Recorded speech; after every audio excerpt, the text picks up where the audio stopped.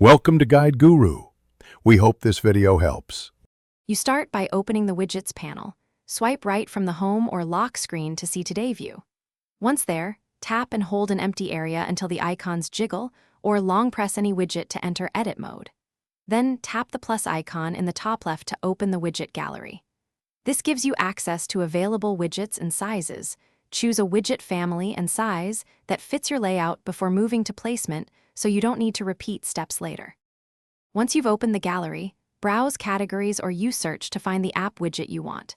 You'll swipe horizontally to compare small, medium, and large sizes. Pick the size that balances info versus space, then tap Add Widget. When the widget appears on your screen, long press it and choose Edit Widget to set accounts, lists, locations, or refresh intervals. This is how you control what data shows and why it updates the way it does, so make those choices intentionally. Drag the widget to your preferred spot on the home screen or Today view and tap Done to save the layout. If you want multiple widgets in one place, create a smart stack by placing widgets of the same size atop one another, then long press the stack to edit rotation and priorities. If a widget won't update or shows stale data, make sure the app has permission, background app refresh is enabled, and your iOS is up to date.